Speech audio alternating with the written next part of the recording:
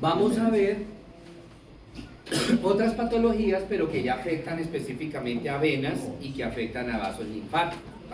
Los linfáticos también son vasos, también se pueden inflamar y generar menos procesos inflamatorios, que ahorita veremos cómo se llama.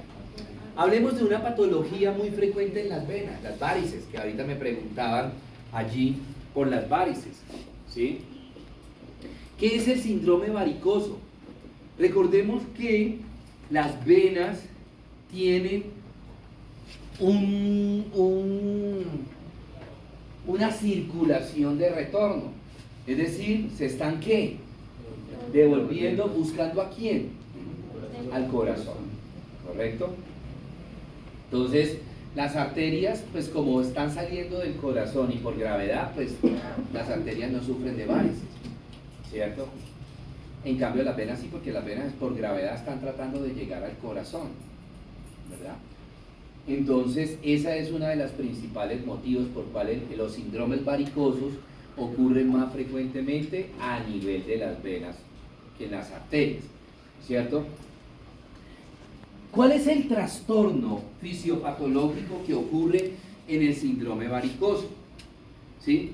Las venas, como están subiendo y están tratando de llegar al corazón, tienen en su interior unas estructuras que no tienen las arterias y que son unas válvulas. ¿Y esa cuál es la función de esas válvulas? Evitar que se devuelva la sangre. Entonces, estamos hablando, cojamos este ejemplo. Esta vena. Pongámosle que esta vena sea la vena tibial.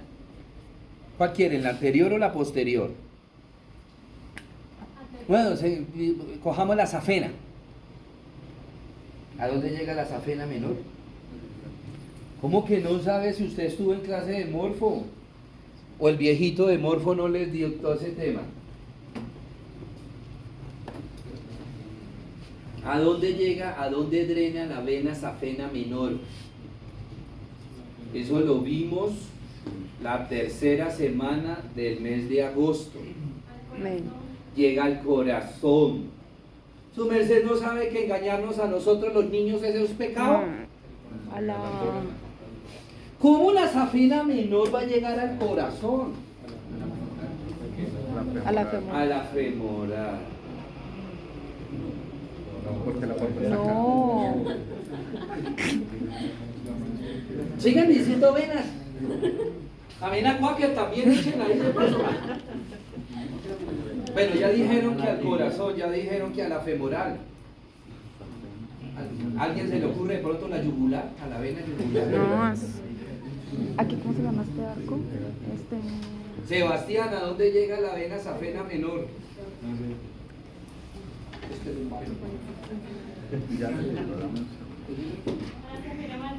¿Cómo?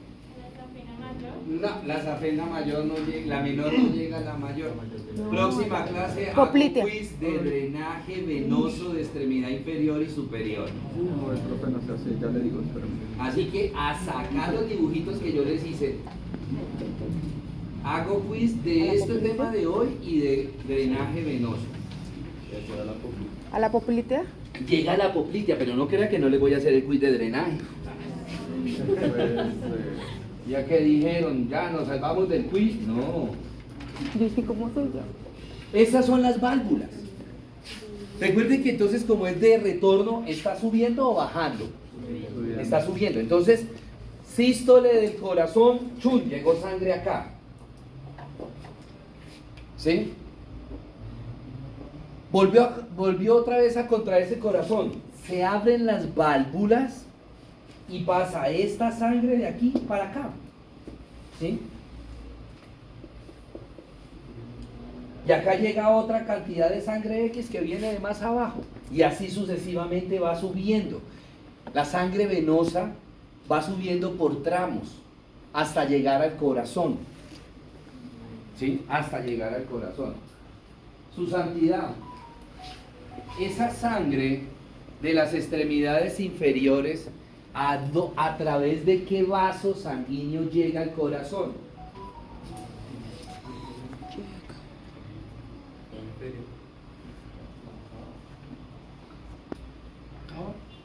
cava? No entiendo. Él repite. ¿Cuál cava? ¿La izquierda o la derecha?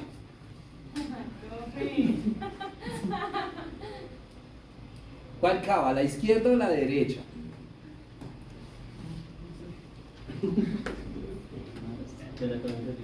¿Cómo? La cava inferior. La cava inferior. ¿No ve que todas las venas de extremidades inferiores y de pelvis llegan a drenar a las ilíacas? Ilíaca interna y ilíaca externa. Las dos ilíacas se unen y forman la ilíaca común. Las dos ilíacas comunes se unen y forman la cava inferior. Y la cava inferior sube a través del diafragma y entra al corazón. ¿A qué ventrículo entra la cava inferior? ¿Al izquierdo o al derecho? Al derecho, correcto, muy bien, todos tienen 0, porque la cava inferior llega a la aurícula. A la aurícula derecha llega. ¿Sí ve? Y todos, sí. ¿Y todo culpa del profesor Andrés? Que no les dio tiempo en clase de estudiar el drenaje venoso. Oiga, ya se les olvidó vascularización.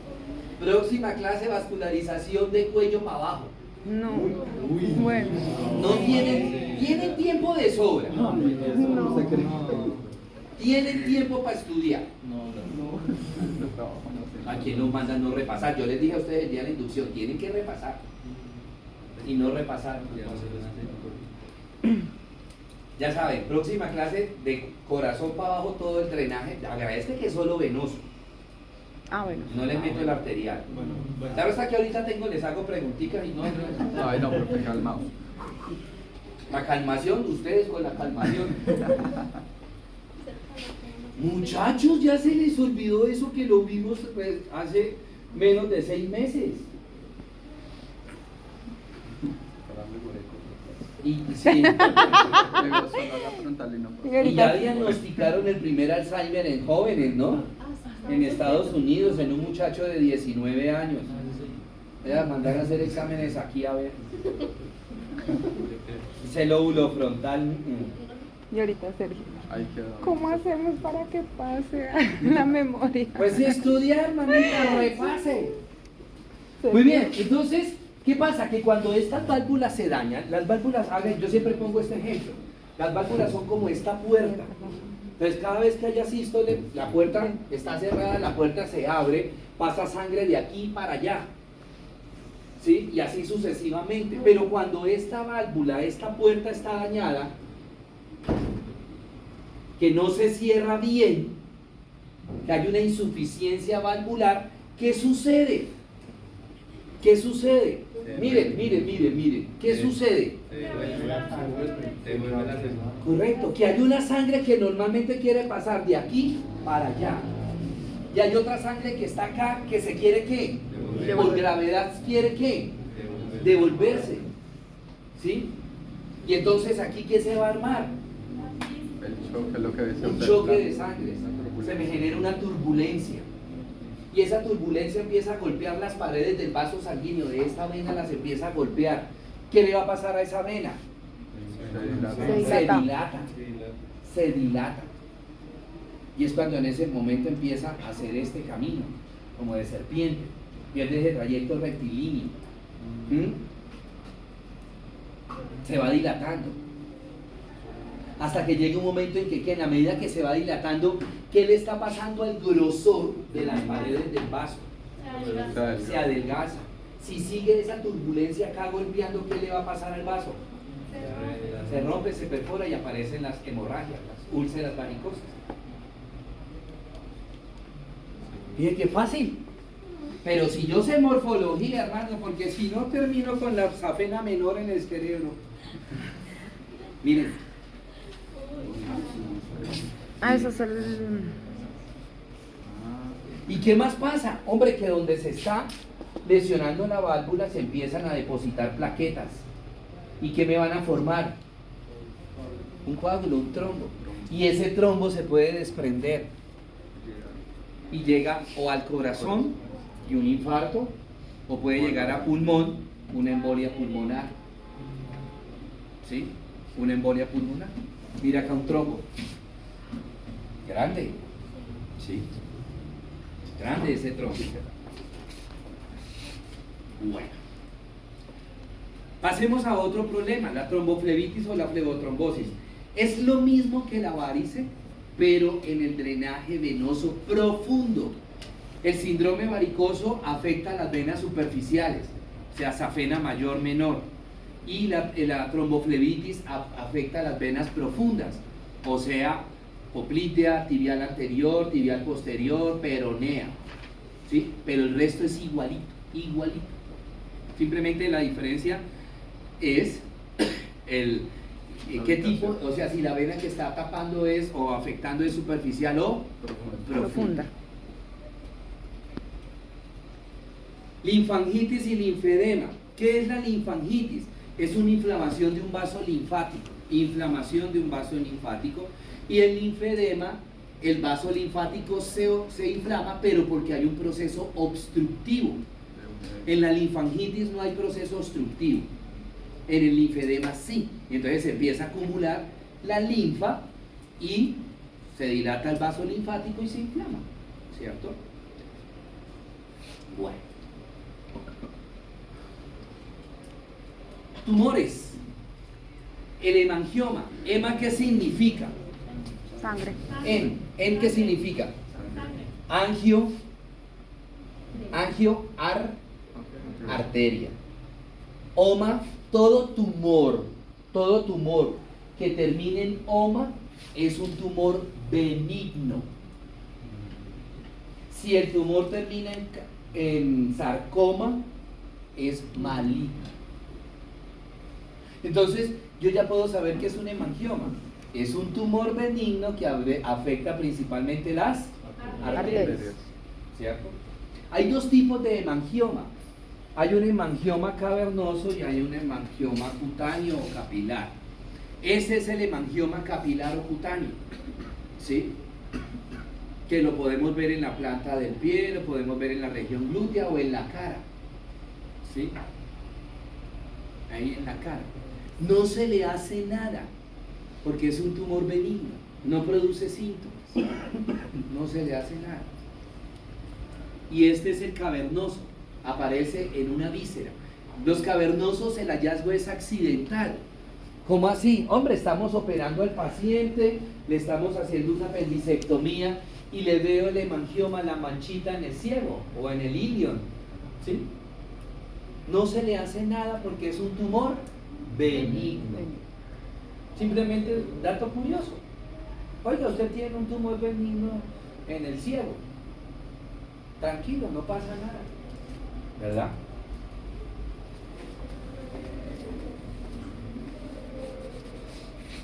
Linfangioma es un tumor benigno ¿de dónde?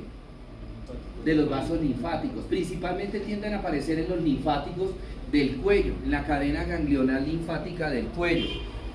Y ahí tenemos los axilares, tenemos los pectorales, los supraclaviculares, superiores, inferiores. Este tumor sí se opera, pero se opera no porque sea maligno, sino porque él crece muy rápido. ¿Sí? Él crece muy rápido, entonces por eso hay que operarlo, porque este tumor, imagínense ahí donde el niño tiene el tumor, pues le está afectando músculos, le está afectando huesos de la columna cervical, le está afectando vasos sanguíneos y le está afectando nervios. ¿Sí? Entonces por eso es que se afecta, se opera, para descomprimir todas esas estructuras y evitar el degeneramiento de la columna cervical, evitar la atrofia muscular, evitar la atrofia nerviosa, que se afecte alguna de las raíces cervicales, cualquiera, ¿sí? Y el niño empieza a tener, ahora sí a tener problemas mucho más serios, mucho más delicados. Entonces por eso es que se opera, más no porque sea un tumor maligno. ¿Sí? ¿Quedó claro eso? Profe, Señor. Ese tumor, por ser benigno y estar en la cadena linfática, igual se puede migrar a otro lado. Por lo general no tienen casi capacidad migratoria, de metástasis no, porque son benignos. Bueno, y finalmente tenemos el sarcoma de Kaposi, que es un tumor maligno en la gran mayoría de los casos, ¿sí? Es un tumor maligno a nivel de los linfáticos. Nosotros tenemos 4 tipos de sarcoma de Kaposi. Tenemos el crónico, que está asociado con el virus VIH-1. Ay, sí, pero ¿Sí? son feos. Tenemos el adenopático o endémico, que en algunas poblaciones del mundo las personas tienen el gen para sufrir de ese. Ese es benigno, ¿sí? Ese es benigno. Se operan igual que el linfangioma, ¿sí? No produce metástasis ni nada de eso. Tenemos el sarcoma de Kaposi, que aparece en algunos pacientes post-trasplante. Y finalmente tenemos el asociado con el SIDA. Este es el más agresivo de todo, este es el más maligno.